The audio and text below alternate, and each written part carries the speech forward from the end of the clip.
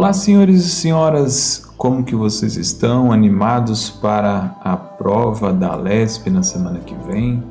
Estamos aqui para dar continuidade no regimento interno, no capítulo 2 da votação, seção 1, disposições preliminares.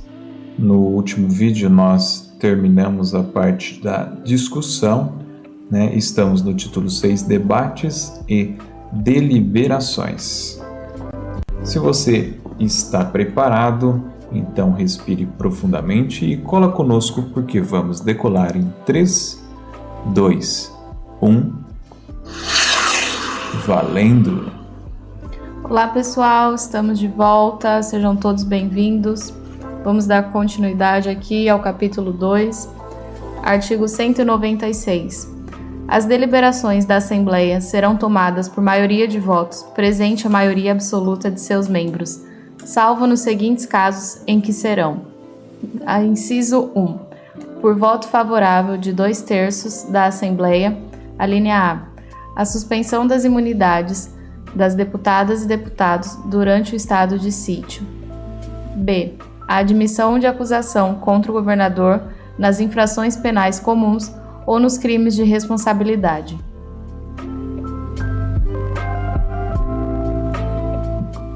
Inciso 2. Por voto favorável de 3/5, a proposta de emenda à Constituição. Inciso 3. Por voto favorável da maioria absoluta da Assembleia. E aí tem vários casos, mas vamos analisar aqui antes que comece a aparecer diversos tipos de aplicações. Deliberações da Assembleia serão tomadas por maioria de votos. Então, já explicamos aqui que as deliberações são as discussões e as decisões por meio de votações. Tudo rimando, né? Maioria de votos, quando ele diz apenas maioria, ele se refere à maioria simples ou maioria absoluta. E o que é que caracteriza maioria simples ou maioria relativa, né? Maioria simples é sinônimo de maioria relativa ou simplesmente chega e o legislador e diz apenas como está aqui, ó, maioria de votos. A maioria simples ela é caracterizada quando presente a maioria absoluta de seus membros. Então vamos fazer aqui um exemplo numérico. Na Alesp temos 94 parlamentares. 94, o que vem a ser a maioria absoluta então de 94? 94 dividido por 2 dá 47. E a maioria absoluta é o primeiro número inteiro superior à metade. 47 é exatamente a metade. Com 48 parlamentares, já chegamos na maioria absoluta. Então, a maioria simples é quando tem 48 ou mais deputados e se é computado, né, a votação de mais da metade desse número que está lá presente. Então, o mínimo de votos para configurar uma maioria simples seria, então, 48 dividido por 2, que dá 24, mais 1, né? 24 é exatamente a metade. Então, a maioria simples seria 25 votos, seria o mínimo de votos para configurar uma maioria simples. Ficou entendido? Então vamos aqui para os casos, né? E para cada... Aqui a gente vê, só por essa simples leitura, que existem os quórums específicos, né, de votação para a depender do que está sendo deliberado. 2/3 da Assembleia, depois tem 3/5 e depois tem maioria absoluta, certo? Então, Nós podemos perceber aqui que quando o assunto é mais complexo, mais complicado, então necessita de um maior número de parlamentares. 2/3, para se ter uma ideia, nós teremos aqui 66%, mais ou menos. 2/3, 66,66%. Já 3/5 é apenas 60%. E a maioria absoluta é maior do que 50%. Certo? Então, nos casos mais graves, vamos ver aqui os casos mais graves, né? Vamos grifar aqui, grifar até em vermelho. Suspensão das imunidades de deputados e deputadas durante estado de sítio, certo? Estado de sítio é um caso grave. Admissão de acusação contra governador. Nas infrações penais comuns ou nos crimes de responsabilidade. Outro caso grave. Agora vamos verificar aqui, com 60% dos votos favoráveis, pelo menos 60%, né? Proposta de emenda à Constituição Estadual, certo? Emenda, estamos então falando de alterações na Constituição. É uma coisa de alta responsabilidade, uma matéria de alta responsabilidade. Por isso, um quórum de votação tão alto. Agora, por voto favorável da maioria absoluta, certo? E o que é maior do que 50%, vamos já ver aqui todos eles. E o que não constar aqui nesses 3 incisos é o que é o ordinário, que é comum, que é a maioria simples de voto. Mas vamos ver aqui a maioria absoluta. Projeto de lei complementar, projeto de lei vetado, aquele projeto de lei que foi para o governador e ele vetou e retornou para a LESP. Eleição dos membros da mesa em primeiro escrutínio. Lembra que a mesa é um órgão importantíssimo da Alesp, então todos os partidos eles têm um alto interesse em colocar ali um parlamentar para ser membro da mesa, né? Então por isso precisa aí de uma votação um pouco maior. Prisão de deputado ou deputado em flagrante em crime inafiançável. Bom, não é qualquer crime inafiançável. Perda de mandato de deputada ou deputado. Realização de operações de crédito que excedam o montante das despesas de capital autorizadas mediante créditos suplementares ou créditos especiais com fim preciso. Constituição de comissão parlamentar de inquérito, CPIs, né? Quando já estiverem funcionando concomitantemente mais de 5 comissões. Reunião da Assembleia em local diverso de sua sede.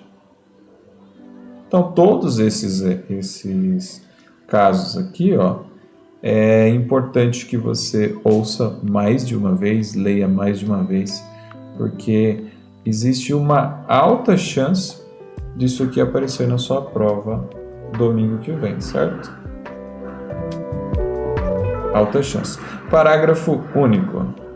A votação dos projetos cuja aprovação exija quórum especial será renovada tantas vezes quantas forem necessárias, no caso de se atingir apenas maioria simples.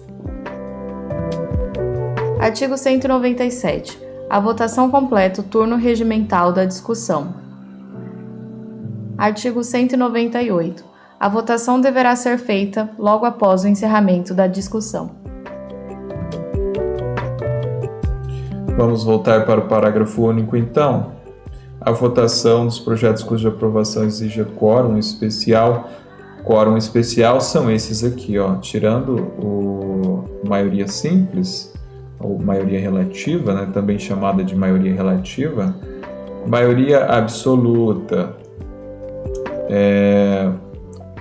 este aqui, ó, 3/5 e 2/3, é tudo quórum especial.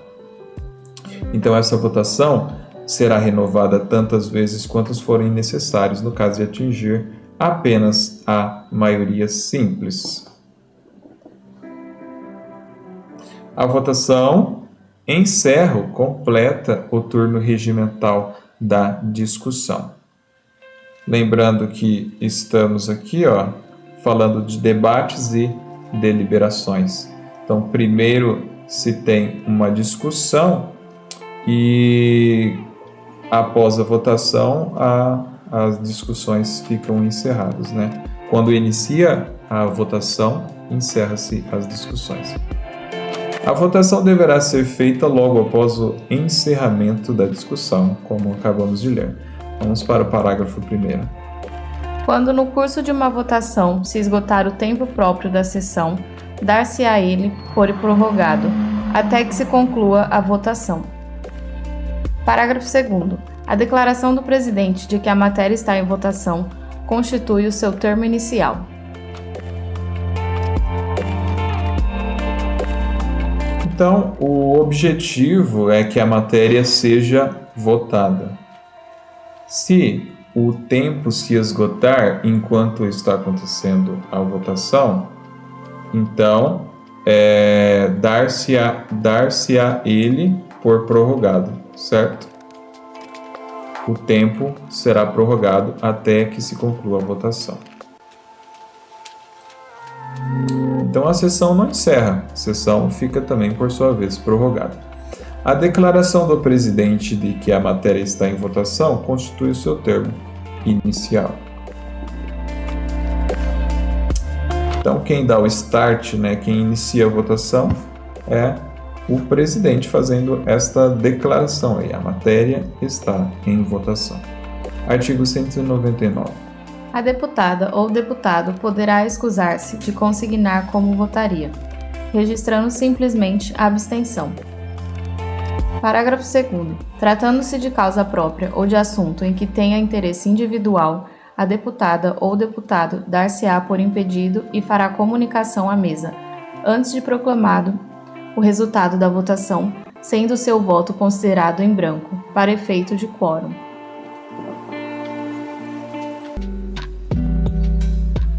O caput do artigo 199, ele traz algumas palavrinhas um pouco complicadas, ó. O parlamentar poderá excusar-se de consignar como votaria, registrando simplesmente a abstenção. Mas isso simplesmente quer dizer que o parlamentar tem o direito de se abster, deixar de tomar uma posição. E vai ficar lá escrito abstenção, certo? A deputada ou o deputado poderá excusar-se, ou seja, ele poderá recusar de registrar como ele votaria, se sim ou se não. Então ele simplesmente é como se ele deixasse de participar dessa votação. Tratando-se de causa própria, de assunto em que tem interesse individual, aqui traz os casos de impedimento, certo? Ó, causa própria. Vamos lá. Causa própria, assunto de interesse individual, caso de impedimento. O parlamentar dar-se-á por impedido e fará a comunicação à mesa, antes de proclamado o resultado da votação, sendo seu voto considerado em branco para efeito de quórum. Agora, já no parágrafo 3º, ele traz aqui justamente os casos em que como serão utilizados esses votos em abstenção e votos em branco. Salvo ausências decorrentes de obstrução parlamentar legítima, as abstenções e os votos em branco serão computados para efeito de quórum do processo de votação. Ou seja, são somados no conjunto aí dos votos os em abstenções e os em branco para chegar no quórum do processo de votação. Isso ajuda para que as matérias sejam deliberadas, né, e não fiquem aí sendo prorrogadas. Parágrafo 4º. O voto da deputada ou do deputado, mesmo que contrarie o da respectiva representação ou sua liderança, será acolhido para todos os efeitos. Essa parte do regimento garante uma certa autonomia ao parlamentar em relação a seu partido. Aí a liderança do partido, a liderança do bloco parlamentar. Pode ser que o voto do deputado ou da deputada não acompanhe o voto do partido, certo? Então isso dá a ele certa autonomia. Artigo 200. É lícito à deputada ou ao deputado, depois da votação ostensiva, enviar à mesa para publicação na ata impressa dos trabalhos declaração escrita de voto, redigida em termos concisos e sem alusões pessoais, não lhe sendo permitido, todavia, lê-la ou fazer, a respeito, qualquer comentário em plenário.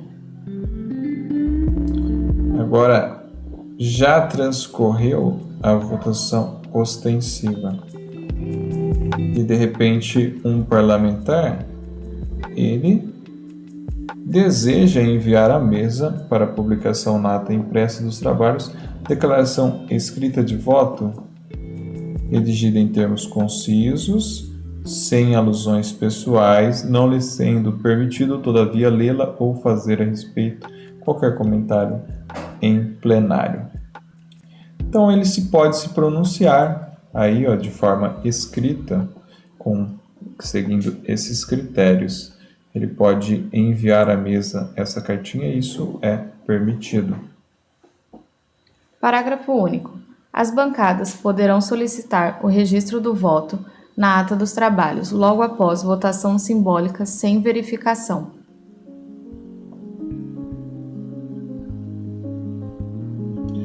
Todos esses votos, mesmo os votos simbólicos, que já vamos verificar aqui, eles vão explicar quais são os tipos de votações, como acontece, já vamos ver isso daqui.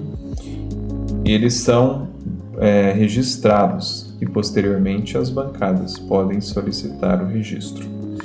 Então vencemos a seção 1, que trata apenas das disposições preliminares do processo de votação. E vamos para os processos de votação propriamente ditos no artigo 201. A votação poderá ser ostensiva, adotando-se o processo simbólico ou nominal, mediante sistema eletrônico. 2 tipos de votação. Ostensiva, que significa uma votação ostensiva, adota o processo simbólico, e uma votação nominal adota o sistema eletrônico. Só um momento aqui, que já vamos continuar. Parágrafo único. Escolhido um processo de votação, outro não será admitido, quer para a matéria principal, quer para substitutivo, emenda ou subemenda, a ela referentes, salvo em votação correspondente a outro turno. Então vamos lá. Depois de escolhido se o processo de votação vai funcionar, só tem 2 tipos, né? De forma ostensiva ou nominal. quer para a matéria principal, quer para o substitutivo, emenda ou subemenda a elas referentes. Não se pode o quê? Admitir outro tipo. Então vamos continuar aqui, né? Para a gente já concluir. Correspondente a outro turno. Assim. Então, no mesmo turno, o que está dizendo aqui, ó. No mesmo turno, a proposição, o substitutivo, se houver, né, substitutivo, emenda ou subemenda desta proposição, todo esse conjunto é votado da mesma forma.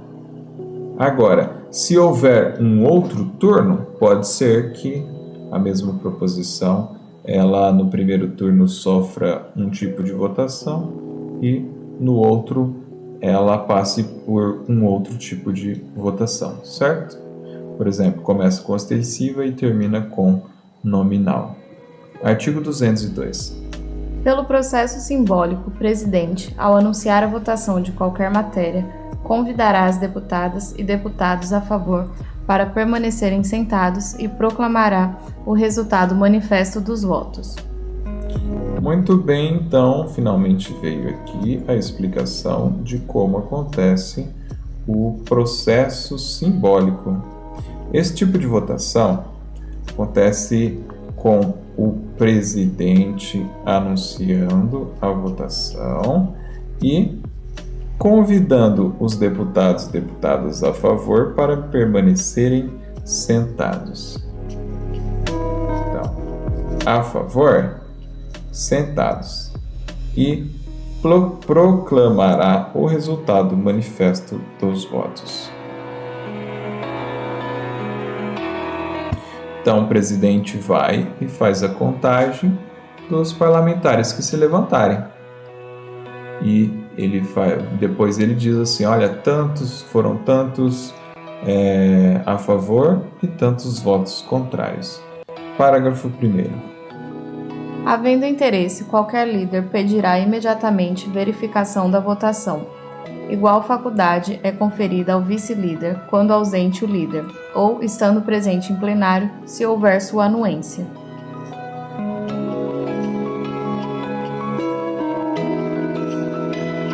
Agora, para pedir a verificação da votação, qualquer parlamentar pode pedir a verificação?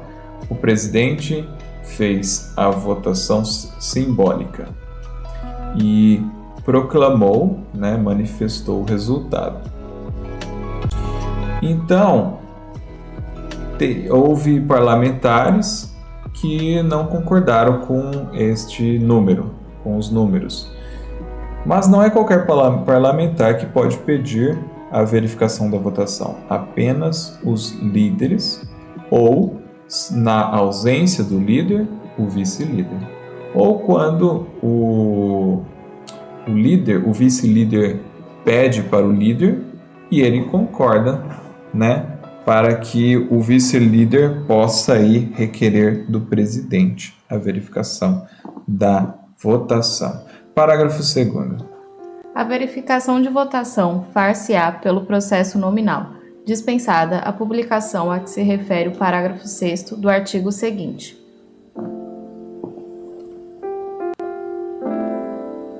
Tudo indica que começou, então, uma votação pelo processo simbólico. Mas, como houve Como houve uma discordância em relação ao número, à contagem de votos, né? O processo muda para nominal. Ele passa de simbólico para nominal. Artigo 203. A votação nominal far-se-á pelo sistema eletrônico de votos, obedecidas, dentre outras instruções, estabelecidas pela mesa para sua utilização, as seguintes. Parágrafo 1º. O presidente, informando a matéria objeto da votação, fará soar sinal intermitente por 4 minutos, alertando que se procederá a uma votação. Vejamos que da mesma forma que o artigo 202 traz a explicação de como funciona uma votação por meio de processo simbólico, uma votação simbólica, o 203 traz a explicação sobre a votação nominal, que ocorre pelo sistema eletrônico e tem as seguintes instruções. Parágrafo 1º. O presidente, informando a matéria, objeto da votação, fará soar sinal intermitente por 4 minutos, alertando que se procederá a uma votação. Parágrafo 2º. Ato contínuo por 30 segundos, o presidente disponibilizará o sistema eletrônico para registro dos votos pelos parlamentares. Decorrido o tempo, encerrando a votação, habilitará o sistema por 30 segundos somente para a alteração de voto já consignado e proclamará o resultado final. Então, na votação nominal, o presidente informa que tem uma matéria que será objeto de votação. E ele fica ali dando um sinal intermitente. Intermitente é que tem um início e tem um fim rápido. Ora está soando, ora está em silêncio, né? Como se fosse provavelmente aqueles sininhos que usam na mesa. Então ele fica, aqui está dizendo que ele fica 4 minutos, né? Imagina, fazendo esse barulhinho, chamando a atenção que tem uma matéria para ser votada, né? Até para o caso de existir parlamentares que saíram do plenário, né, por algum motivo, eles reunirem ali para iniciar o processo de votação. Mas a votação em si, ela é extremamente rápida. Ela é pelo sistema eletrônico, né? Aqui, ó, os parlamentares têm 30 segundos para registrarem seus votos. Depois de passados os 30 segundos, existe também a possibilidade de alteração do voto já registrado, já consignado, por outro período aí igual, né? Mais 30 segundos para alteração do voto já registrado, se for o caso, se existir este caso. E então o presidente proclama o resultado final. Parágrafo 3º. Havendo dúvida, poderá ser suscitada reclamação quanto ao resultado da votação até o término da leitura, pelo presidente, da ementa de nova matéria em discussão ou votação. Não havendo mais nenhuma matéria, o presidente indagará se há dúvida quanto ao resultado daquela votação. Parágrafo 4º. Sim. Não, vamos comentar brevemente só já foi votada aquela matéria, né? Por meio do processo, vamos falar, a matéria A foi votada por meio de votação nominal. Então, existe a possibilidade de registrar reclamação até o término da leitura da ementa de nova matéria em discussão ou votação. Terminou a matéria A, foi votado, foi registrado, foi proclamado o resultado final, o presidente já continua o trabalho para a matéria B. Até o momento em que o presidente estiver lendo a ementa, ou seja, aquelas frases enunciativas, resumidas do que contém a proposição, né, da matéria B, da próxima matéria, alguém pode aí solicitar o registro de uma reclamação. E se, por exemplo, já está na matéria Z e terminou, então não existe mais nenhuma matéria para ser votada, o presidente ele vai indagar, vai perguntar se existe alguma dúvida quanto ao resultado da votação da matéria Z. É só um exemplo, certo? Esses nomes aí de matéria A, B, C, D até Z. Parágrafo 4º. Concluída a votação, encaminhar-se-á à mesa a respectiva listagem que conterá, dentre outros, os seguintes registros: 1. Matéria objeto da votação. 2. Número da sessão, data e hora em que se processou a votação. 3. O nome da deputada ou deputado que a solicitou e o de quem a presidiu. 4. Os nomes das deputadas e deputados votantes, discriminando-se os que votaram a favor, contra, em branco e os que se abstiveram. 5. O resultado da votação. Concluída a votação, tudo volta para a mesa, com os registros de forma geral de tudo que aconteceu ali, em uma lista, certo? Nesta lista vai conter, então, a matéria que foi votada. Vai visualizando aí como que é. Claro, imagina que você está lá no plenário, terminou a votação e vai uma lista para fazer o registro do que aconteceu ali. Então, foi votada tal matéria, de tal número, no dia tal, hora tal. Quem solicitou a deliberação dessa matéria foi o parlamentar de nome tal, e quem presidiu a sessão durante as discussões, durante as deliberações, foi o presidente fulano de tal. Depois vai constar também os nomes de todos os votantes, sejam os que votaram a favor, ou os que votaram contra, ou os que votaram em branco, ou ainda os que se abstiveram da votação. E, por fim, constará também o resultado da votação. Parágrafo 5º.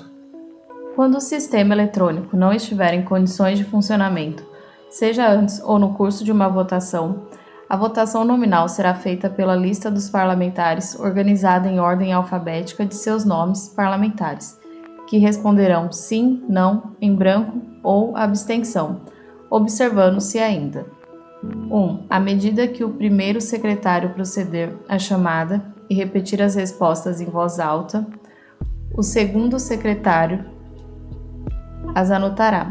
2. Terminada a chamada a que se refere o item anterior, proceder-se-á ato contínuo à chamada das deputadas e deputados cuja ausência tenha sido verificada. 3. Enquanto não for proclamado o resultado da votação pelo presidente, será lícito à deputada ou deputado obter da mesa o registro ou retificação do seu voto.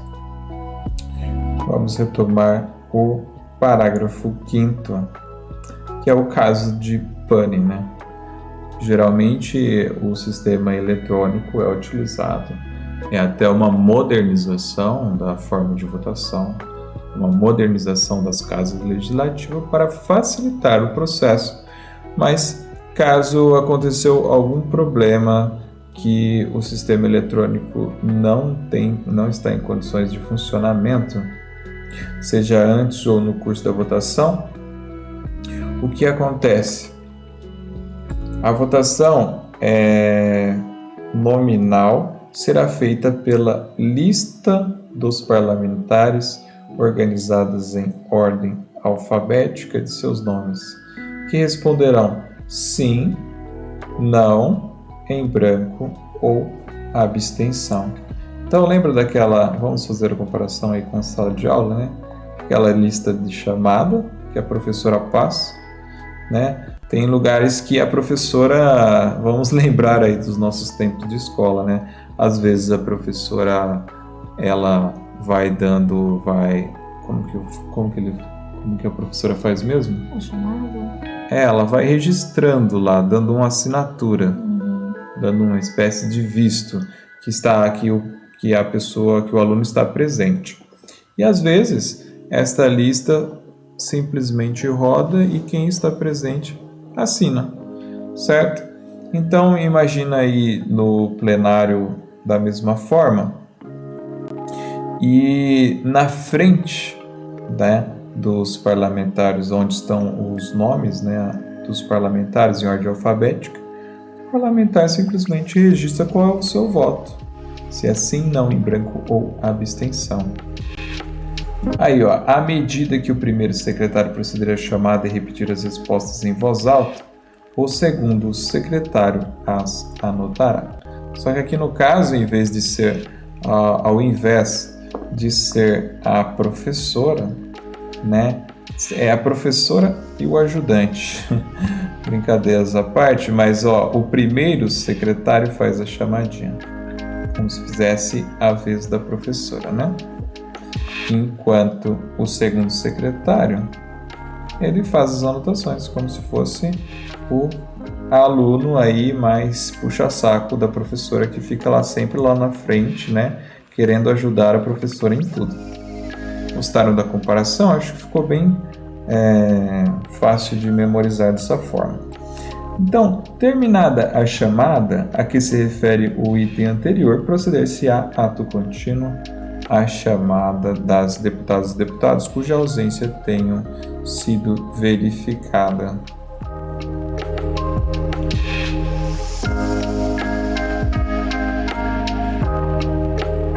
Primeiro, eles computaram os presentes e depois de chamar os presentes, aí eles vão registrar ali os ausentes, né, por exclusão. 3. Enquanto não for proclamado o resultado da votação pelo presidente, será lícito à deputada ou deputado obter da mesa o registro ou retificação do seu voto. Parágrafo 6º. A relação de como votaram as deputadas e deputados será publicada no Diário da Assembleia. Parágrafo 7º. Nas votações de emenda e subemenda não se aplica o prazo previsto no parágrafo 1º deste artigo. Retomando então o 3 aqui, ó, a linha, que eu chamo de a linha, do parágrafo 5º, né? Porque o parágrafo 5º já se ramificou em 1, 2 e 3. Então, no terceiro está dizendo aqui, ó, que o parlamentar ele pode requerer da mesa o registro ou a retificação do seu voto enquanto não for proclamado o resultado da votação. Então, não foi ainda, enquanto não é proclamado o resultado, não se encerra a votação e o parlamentar ele pode, inclusive, pedir a retificação do seu voto, certo? Agora vamos para o parágrafo 6º. A relação de como votaram as deputadas e deputados será publicado no Diário da Assembleia. A publicação é a regra, né, dos trabalhos, ainda mais de uma casa legislativa que teoricamente representa aí a população, representa o povo, né, as diferentes camadas da população. Nas votações de emenda e subemenda, não se aplica o prazo previsto no parágrafo 1º deste artigo. O que ele está querendo dizer aqui? Ó? Em primeiro lugar, o que está falando o parágrafo 1º do artigo 203? Está falando sobre os 4 minutos de anúncio, de alerta, né, que o presidente fica dando sinal, informando que a matéria objeto de votação já está ali pronta para ser votada. Agora, vamos imaginar aqui, para a gente entender a lógica disso daqui. A proposição já está em mãos de todos os parlamentares, todos estão cientes da matéria que está sendo votada, né? Que já foi votada, inclusive. Mas foi proposta uma emenda ou uma subemenda a esta proposição. Então, neste caso, não é necessário que o presidente fique lá por 4 minutos, pim, pim, pim, sabe? dando o alerta, porque todos já estão no local, todos já estão com a matéria em mãos e não é necessário. 204, artigo 204. Para se praticar a votação nominal, será mister que algum líder, ou na sua ausência ou com sua anuência, o respectivo vice-líder a requeira e a Assembleia a admita. Será mister que algum líder, ou na sua ausência, o respectivo vice-líder a requeira e a Assembleia a admita. Então, a votação nominal, ela precisa ser pedida, precisa ser requisitada pelo líder de partido, né? É que ele não fala se é líder de partido ou líder de bloco, requeira e precisa ser requisitada, requerida para a Assembleia. E a Assembleia precisa autorizar a votação nominal. Senão, é feita a votação simbólica mesmo. E vamos então para o artigo de número 205. O requerimento verbal não admitirá votação nominal. Requerimento verbal não admitirá a votação nominal. 206.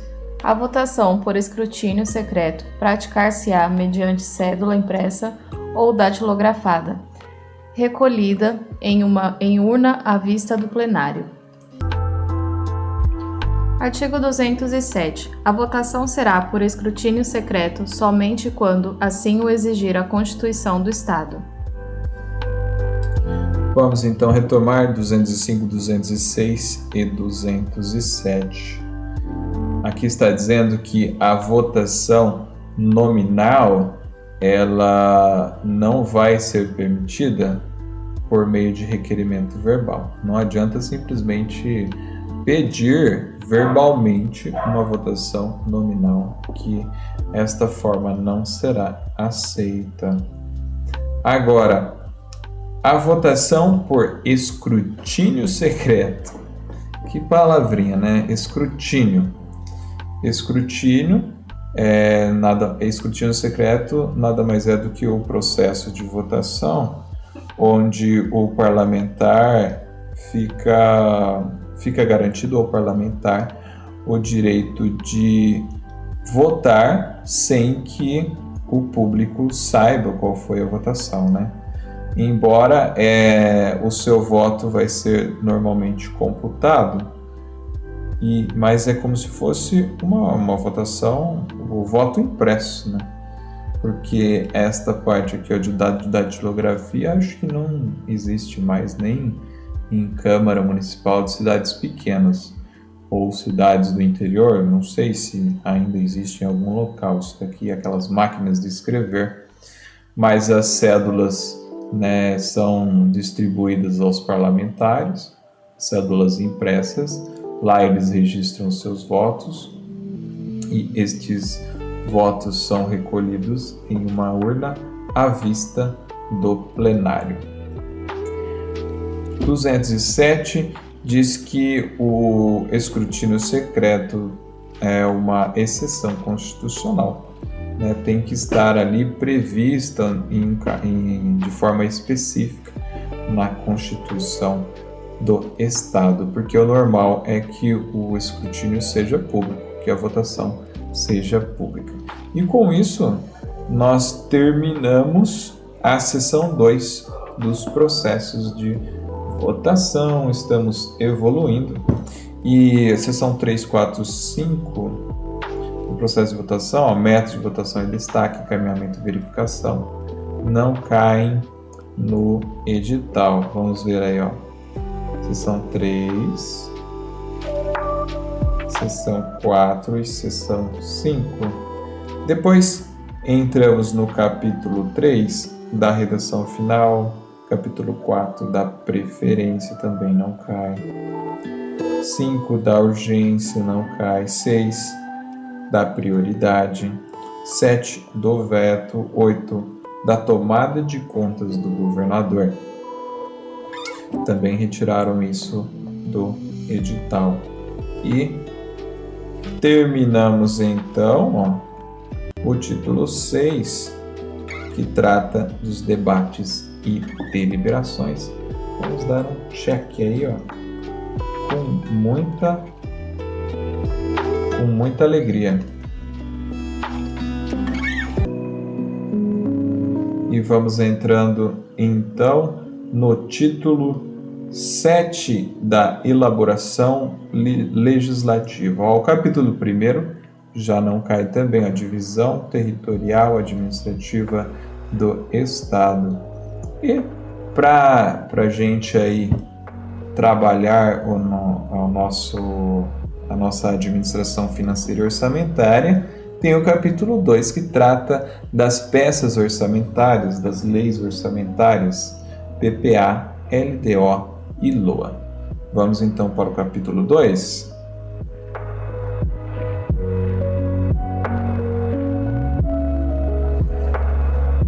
Do Plano Plurianual das Diretrizes Orçamentárias e do Orçamento Anual. Artigo 246. Os projetos de lei serão elaborados pelo governador e remetidos à Assembleia. Inciso 1. Até 15 de agosto do primeiro ano do mandato do governador eleito, o projeto de lei dispondo sobre o Plano Plurianual. Inciso 2. Até 30 de abril, o das diretrizes orçamentárias. Inciso 3. Até 30 de setembro, o do orçamento anual.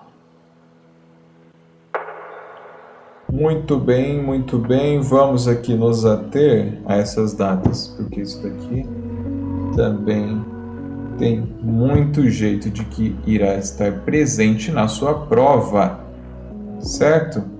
Vamos então destacar isso aqui, para ficar bem claro, a papagaia, a Lady Orca e a leoa. Isso daqui é um professor Kanashiro, não sei o nome dele, que ele falava isso daqui, né? Papagaia Paulinha, Lady de Lady, o que significa Lady? Senhora? Lady Orca, imagina uma orca e uma lady, uma orca lady, né? E uma leoa, né? Para você gravar aí as peças orçamentárias. Mas não vamos aprofundar nisso, vamos só estar atentos aqui, vamos só colocar atenção nos prazos. Interessante aqui, que estamos falando, ele traz aqui no regimento apenas os prazos, os projetos de lei serão elaborados pelo governador e remetidos, enviados, né, à Assembleia Legislativa, enviados à ALESP. Então, quais são os prazos de envio que o Poder Executivo tem que cumprir? Em primeiro lugar, plano plurianual. O governador precisa executar o envio do PPA até 15 de agosto. Então, vamos colocar aqui de vermelho. 15 de agosto. PPA. Vermelho também. Certo? No primeiro ano do mandato, logicamente, né? Porque o PPA tem aí a duração de 4 anos. Então, somente no primeiro ano, não vai mandar no segundo ano, no terceiro ano, o PPA é válido por 4 anos. Até 30, vamos colocar de outra cor, então, 30 de abril, a LDO. E, por incrível que pareça, aqui no estado de São Paulo, né, o prazo para o envio da LOA é diferente do prazo de envio do PPA. Na Constituição Federal igual, é 30 de setembro. Vamos fazer uma comparação então com a Constituição Federal para a gente conseguir memorizar melhor. Vamos colocar tudo na tela. Então, ó, os prazos de aprovação não estão aqui no regimento. Não vamos lidar com eles, certo? Mas veja aí, ó, uma linha do tempo da sessão legislativa, né? De uma sessão legislativa. Período de trabalho de 1 ano da Alesp. Então, começa aqui em janeiro e vai até aqui o final de dezembro. Certo? Então, vamos fazer a comparação. Na Constituição Federal, o prazo para o Poder Executivo enviar as peças orçamentárias LOA e PPA é até 31 de agosto. Porém, no regimento interno, ele já diferencia um prazo para a LOA e um prazo para o PPA. Vamos colocar aqui, ó, 15 de agosto é apenas o prazo para o PPA. Então, são 15 dias antes, né? O prazo para o PPA. Vamos pagar aqui, ó, 15 de agosto. Já o prazo de envio da LOA não é 15 de agosto. Vamos tirar daqui. Vai ser no dia 30 até o dia 30 de setembro, certo? Por sua vez, o prazo de envio da LDO na Constituição Federal é até 15 de abril, até a metade do mês de abril.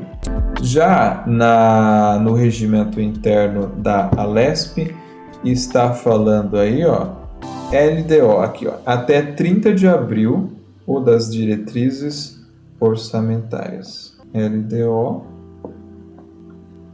até 30 de abril. Então, estão acompanhando aí, ó. O prazo, então, de envio da LDO em relação à Constituição Federal é 15 dias depois. Então, vamos aqui só fazer, então, uma recapitulação rápida, que geralmente, ó, uma comparação, né? A Alesp tem um prazo muito mais folgado, muito mais amplo para fazer os seus trabalhos do que a Câmara dos Deputados, né? Do que o Congresso Nacional. Por quê? Apenas no caso do PPA, ele tem um prazo mais apertado. Aliás, vamos dizer, o Poder Executivo Estadual, né? Apenas no caso do PPA, o governador tem um prazo de 15 dias antes do que o presidente, certo? Já no caso da LOA, que ele tem que enviar aí a LOA todo ano, anualmente, ele tem um mês a mais de prazo para enviar. O governador tem um mês a mais de prazo do que o presidente para enviar, certo? E no caso também da LDO, que é anual também, ele tem 15 dias a mais. Então, LOA um mês a mais, LDO 15 dias a mais, e apenas no PPA, que é a cada legislatura, né, que o governador tem 15 dias a menos que o presidente para enviar essas peças orçamentárias ao Poder Executivo. Vamos continuar então, deixa eu salvar aqui para que não venha cair novamente, né? Parágrafo 1º. Recebidos os projetos, o presidente da Assembleia, depois de comunicar o fato ao plenário, determinará imediatamente as suas publicações. O presidente recebe, a Assembleia recebe os projetos e o presidente comunica ao plenário e já faz as devidas publicações. Parágrafo 2º. Na sessão imediata à publicação, passará o projeto a figurar em pauta por 15 sessões, para conhecimento das deputadas e deputados e recebimento de emendas. Então, esses projetos, esses projetos orçamentários, eles foram recebidos, foram comunicados e entram para a pauta durante 15 sessões para serem avaliados pelos parlamentares e para receberem, os parlamentares conhecerem, entrarem em contato com esses projetos e construírem possíveis emendas. Parágrafo 3º. Após a publicação das emendas, 1. O projeto de lei dispondo sobre o plano plurianual será remetido à Comissão de Finanças, Orçamento e Planejamento, para, no prazo de 30 dias, emitir parecer.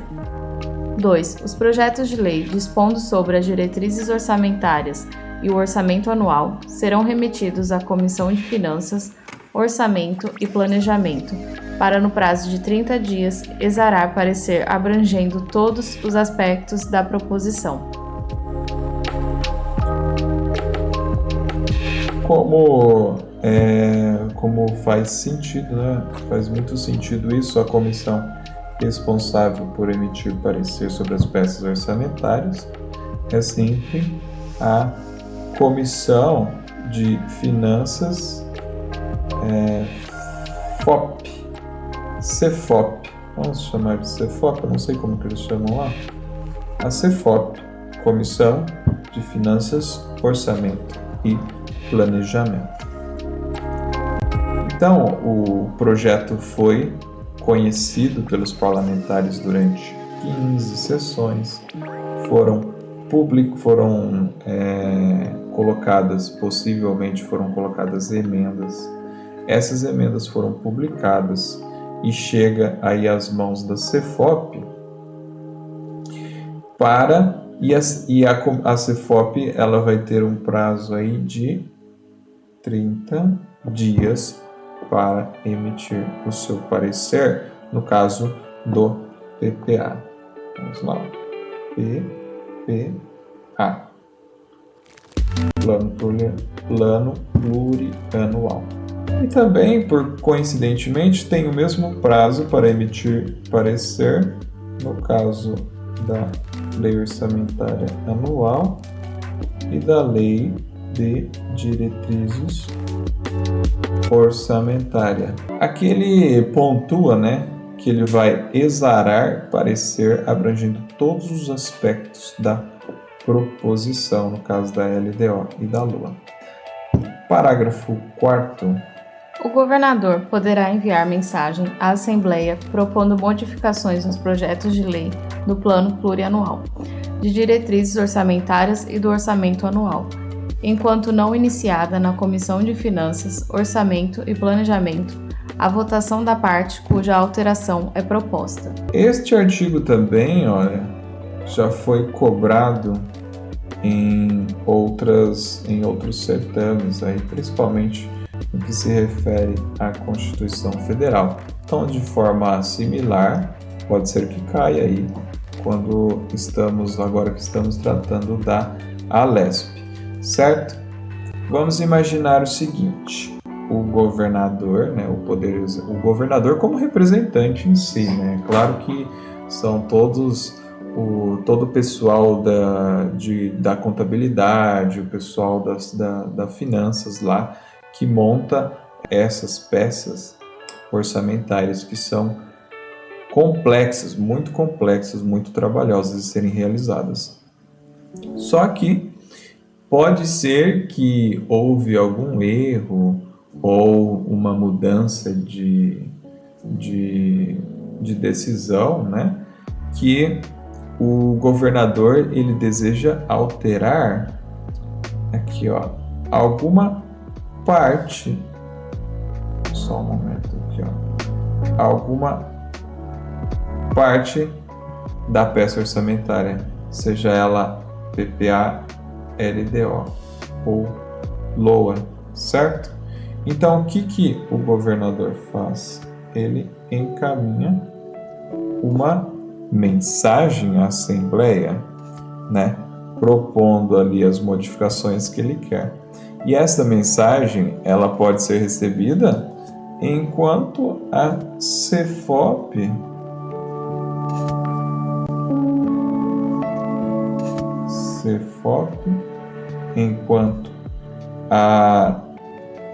enquanto a Comissão de Finanças, Orçamento e Planejamento não iniciou a votação dessa parte passível de modificação.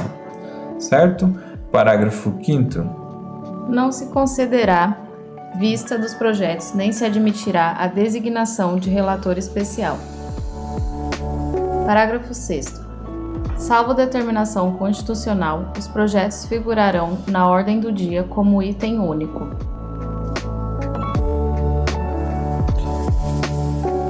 No caso dos projetos, então,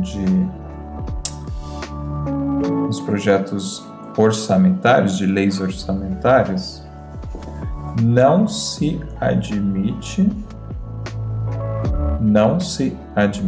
será concedida, não será admitida vista. E também não pode ter essa figura aqui, ó, do relator especial. Lembra que o relator especial é um parlamentar só. E como é uma matéria de extrema importância, ainda mais que envolve o orçamento público, recursos públicos, né? Envolve o nosso dinheiro suado, o dinheiro dos contribuintes,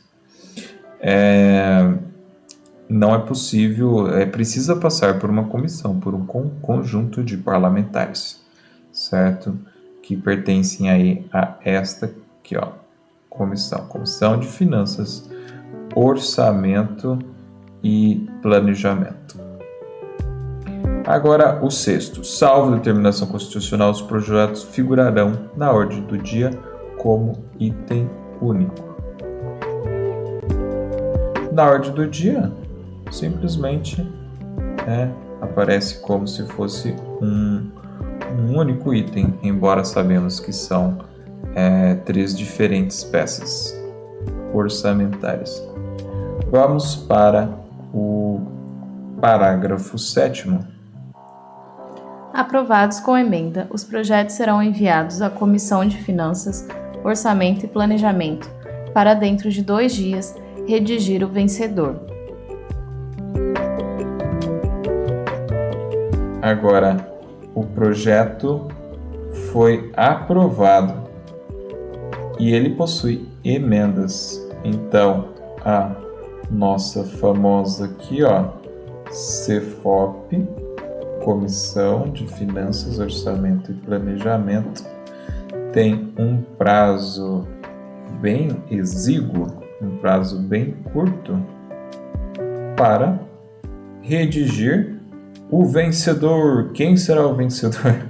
O vencedor são todos os artigos, são todas as partes da peça que foram aprovados, né?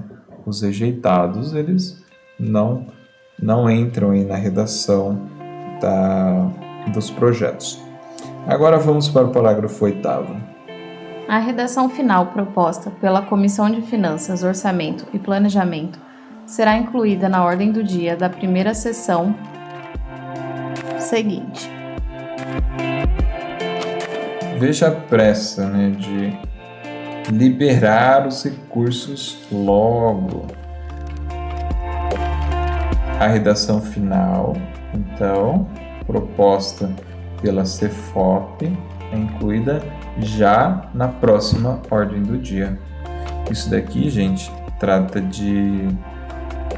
vai constar aqui, inclusive, o salário de vocês, certo? Tem que passar ali pela aprovação dos parlamentares. Artigo 247. As emendas ao projeto de lei do orçamento anual ou aos projetos que o modifiquem serão admitidas desde que: inciso 1. Sejam compatíveis com o plano plurianual e com a lei de diretrizes orçamentárias. Inciso 2.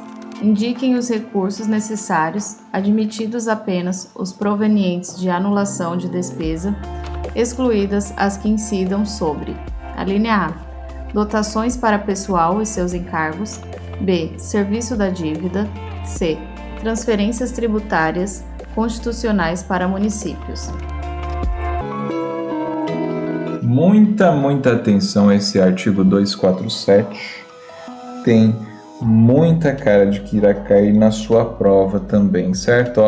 As emendas ao projeto de lei orçamentária, lei do orçamento anual, ou aos projetos que o modifiquem, serão admitidas desde que, então, emendas na LOA. Admissão das emendas. Quais são os requisitos? Compatíveis com PPA e com LDO, certo? Em consonância com o PPA, em consonância com a LDO. Inclusive, esta já é uma orientação da LOA mesmo, ela tem que vir em consonância com o PPA e com a Lei de Diretrizes Orçamentárias. Agora, este inciso segundo, provavelmente vai cair. Vou colocar mais uma estrelinha aqui para chamar a atenção. Indiquem os recursos necessários admitidos apenas os provenientes de anulação de despesa. Então, estamos falando de modificação na lei orçamentária, não estamos? Só que essas modificações, essas emendas, elas não estão aqui para modificar o valor total da peça orçamentária. Elas não podem fugir muito do orçamento original, certo? Então, por isso, quando adicionado, existe uma certa modificação, o que ela precisa fazer?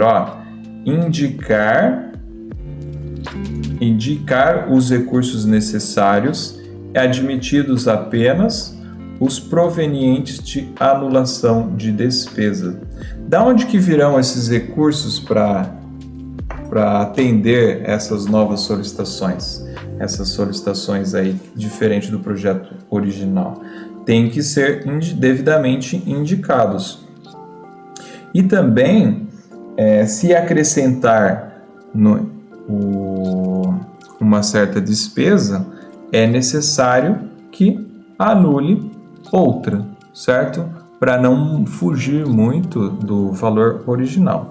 Ficou entendido? Agora, aqui que vem o pulo do gato, excluídas quais despesas o regimento interno está proibindo que sejam modificadas.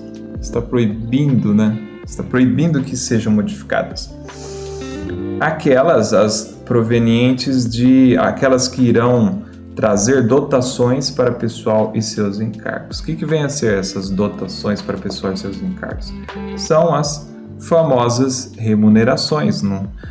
É aquilo que você está buscando aí no seu concurso, Além de servir o público, vamos lembrar disso, também mudar a sua vida para melhor recebendo uma remuneração, que é constituída dos vencimentos e das demais vantagens.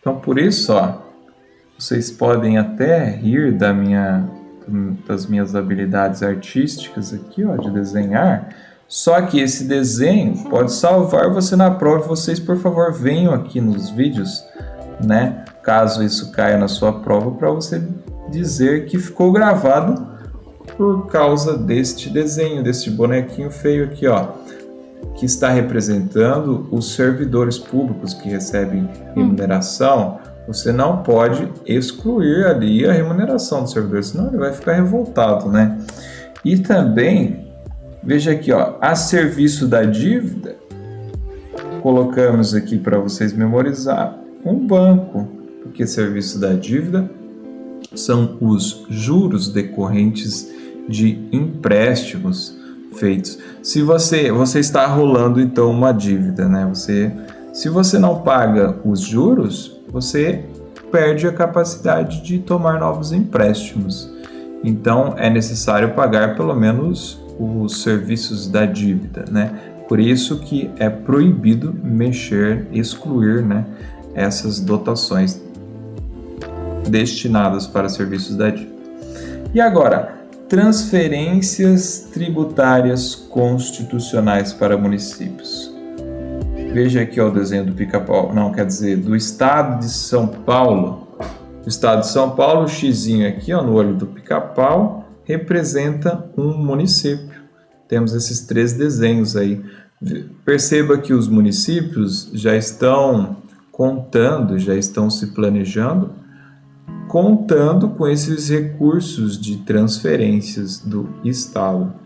Então, se de repente o Estado vai e corta uma transferência dessa, de repente algum servidor aí, por exemplo, corta tantos milhões que era destinado para a saúde. É um servidor que vai deixar de receber o salário, ou vai atrasar o salário.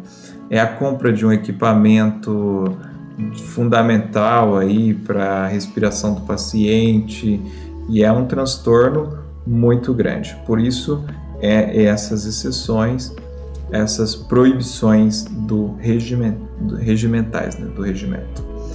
E vamos para o inciso 3. Sejam relacionadas. A linha A, com correção de erros ou omissões. B, com os dispositivos do texto do projeto de lei. Parágrafo único. As emendas ao projeto de lei de diretrizes orçamentárias não poderão ser aprovadas quando incompatíveis com o plano plurianual. O inciso 3, voltamos a falar de requisitos para que as emendas à LOA sejam aprovadas, sejam admitidas. Então, quando essas emendas tratam de correção de erros ou correção de omissões, isso é possível, isso é permitido, certo? É admissível. Quando essas emendas tratam de dispositivos de textos do projeto de lei, também é admissível. Agora, o parágrafo único, ele vem ressaltando o que está já reforçando, o que já está no inciso 1º, né? Sejam compatíveis com o plano plurianual e com a lei de diretrizes orçamentárias. O parágrafo único diz que as emendas ao projeto de lei de diretrizes orçamentárias, a LDO, não podem ser aprovadas quando incompatíveis com o plano plurianual. Até pela definição da LDO, ela já é formada de forma compatível com o PPA, certo? Por isso, quando surge uma emenda, né, que torna a LDO incompatível com o PPA, esta emenda não será admitida. Vamos para o 248 para a gente terminar esse vídeo e então faremos um outro vídeo para concluir de vez o regimento. 248.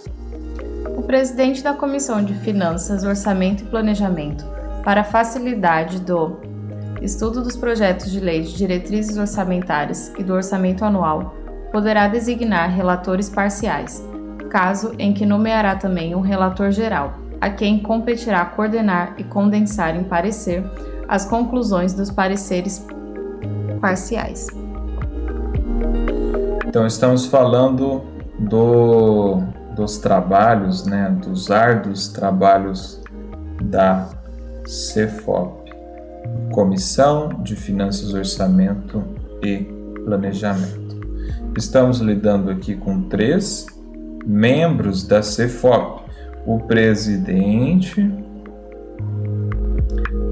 o relator geral, o relator, e é possível também que sejam designados, que o presidente designe, né, para facilitar aí os trabalhos, relatores parciais. Aí o artigo traz para a gente qual será a função, então, do relator geral na existência de relatores parciais. Ao relator geral cabe coordenar e condensar em parecer as conclusões dos pareceres parciais. Cada relator parcial vai lá e dá uma conclusão. E o relator geral coordena, né, esses trabalhos e depois condensa esses pareceres para formular um parecer geral, né, final aí da comissão. E com isso terminamos aqui o nosso... Onde estamos aqui? A elaboração legislativa das peças orçamentárias, sendo que aí os outros capítulos não caem, né? Nem o capítulo 1 e nem os capítulos 3, 4, 5, 6, 7 e 8. Do título 7 só cai então o capítulo 2. Certo? Não entendi, pode falar. Check. Ah, o check, mas a caneta caiu no chão. Então, tudo bem, pessoal? Um grande abraço e até o próximo vídeo para a gente concluir, hein? Tchau, pessoal. Bons estudos. Até o próximo vídeo. Se você gostou desse vídeo, está sendo útil, por favor, não esqueçam de deixar o like, compartilhar, se inscrever no nosso canal. Até já!